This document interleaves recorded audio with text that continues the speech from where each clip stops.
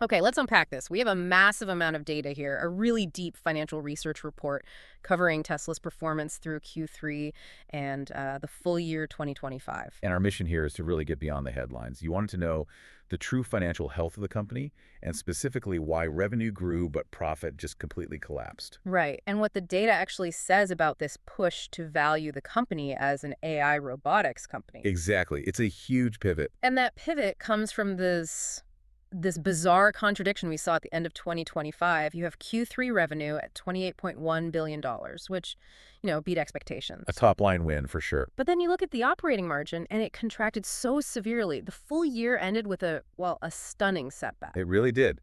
The market saw the revenue beat and felt relief for, a few hours, and then the alarm bells started ringing once they saw the cost of that growth. So let's jump right in there. Q3 2025. Revenue is up 12% year over year, $28.1 billion.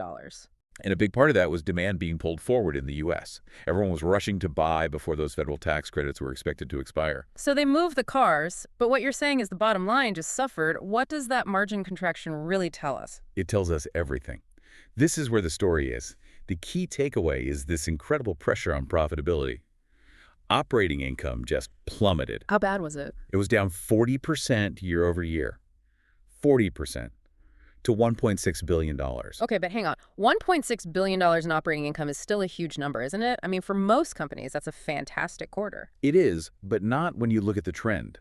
The percentage is what matters here. It tells you about the health of the actual business. And that percentage was? The operating margin contracted to just 5.8%. Wow. Yeah, that is a massive decline. We're talking 501 basis points from the 10.8% they had just a year before. So with a margin profile of 5.8%, they're not a tech company anymore. They're a car company. You are now comparing them directly to Ford or GM. And that's the comparison that, absolutely terrified the analysts. And that hit shareholders right in the wallet. Of course. Non-GAAP EPS came in at 53 cents. The consensus was, 53 cents and 55 cents? So a miss of 7 to 9%. That's just the math. So what happens when you slash prices to chase volume? Okay, so if the car business is where the pain is, where did that 12% overall revenue growth come from? Something else must be working. It did, and this is the really interesting structural shift. The growth was definitely not coming from cars. Automotive revenue was up only 6% year over year. Just 6%. Right, single digits. And that's even with record Q3 deliveries of almost 500,000 vehicles. It just confirms that they sold more cars, but for a lot less money each. The average selling price is getting crushed. So one engine is sputtering, but another one is accelerating like crazy. Precisely. The new growth engine is energy generation and storage. That segment surged 44% year over year. 44%. To $3.4 billion. It's outpacing the auto segment's growth by a factor of 7.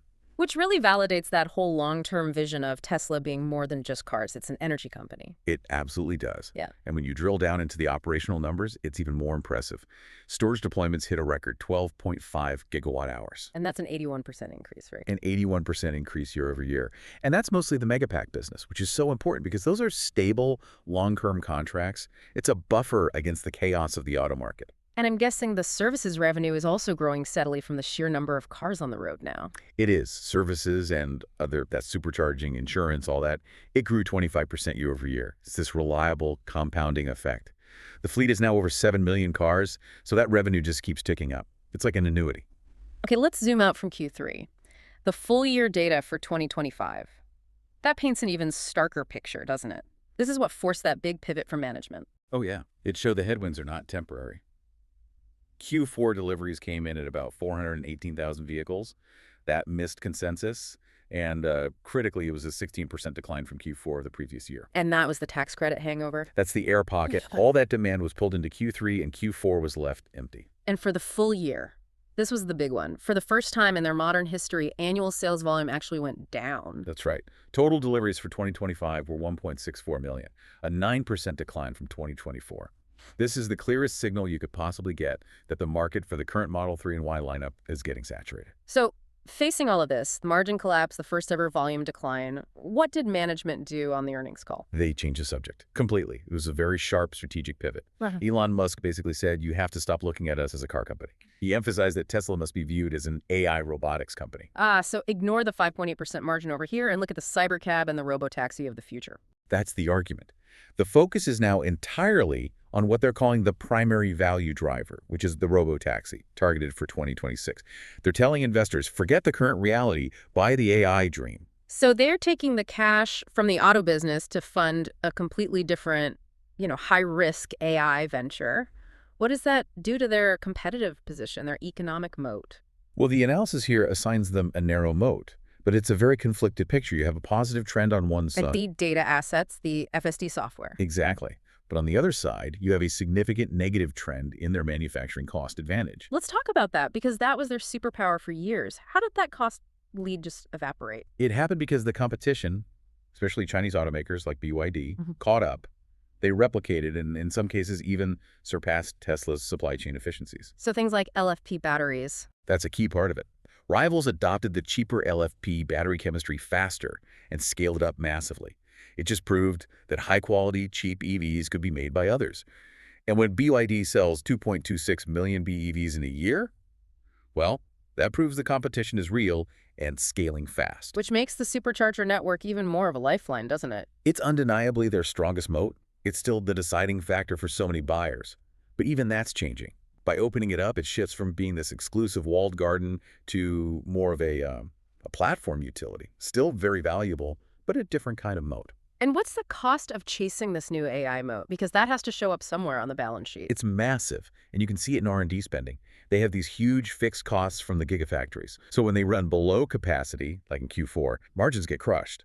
And on top of that, R&D is just spiked to fund the AI vision, the Dojo supercomputer, buying up all those expensive H100 chips. So they're pouring billions from the car business into the AI dream, and that directly hurts the profitability of the car business today. That's the trade-off they're making. So if we connect all this, what is the ultimate, the existential risk that's driving this volatile stock price? It's all about AI execution risk, 100%. The current market cap, that $1.4 trillion valuation, it basically implies that robotaxi is a sure thing, that it will be successful, happen soon, and that they'll have a monopoly. And if it's not a sure thing, if autonomous driving just gets stuck at level 3 and never makes that jump to true level 5 autonomy, then the analysis suggests the stock could face a catastrophic re-rating. We're talking about a potential drop of 70% or more.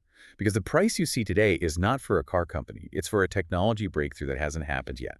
That really puts the volatility into perspective. Are there other big risks the analysts are flagging? Well, beyond the AI gamble, there's the ongoing commoditization of EVs. They're increasingly competing just on price. Then you have geopolitical risk. Their reliance on Giga Shanghai is a huge vulnerability. Right. Any U.S.-China tension is an immediate threat. A major threat. And finally, there's keyman risk. Musk's focus is spread so thin across SpaceX, and his persona, which has become more polarizing, could be putting a cap on the brand's total addressable market. Okay, that covers the operational reality. Let's finish up by looking at valuation. How do the numbers actually stack up against, classic value investing standards, like something Buffett or Graham would use? What's really fascinating is how clearly it is not a value stock. I mean, it is unequivocally a growth stock. It fails pretty much every traditional stability metric you can throw at it. Give me the worst one. The price-to-earnings ratio. It's over 300. 300? 300. So investors are paying $300 for every $1 the company earns. It's not a stock. It's a hope machine. Gross margin is only 18%. Return on equity is 6.6%. By any traditional metric, the price is just completely disconnected from reality. And yet, despite all of that, their balance sheet is a fortress, which is sort of the ultimate safety net for a company taking these kinds of risks. It's an absolute cash fortress. They're sitting on $41.6 billion in cash. Wow. And their debt to equity is just 0.07. They're incredibly solvent. And what's really important is that management is pouring that cash, over $11 billion in CapEx forecasted for 2025, into AI and manufacturing, not into stock buybacks. They're doubling down. So let's get to the DCF analysis from the report, the discounted cash flow. What is the range of fair value here? What are the scenarios? This is where it gets really interesting. Even with aggressive modeling, the researchers just couldn't get anywhere near the market price of around $438.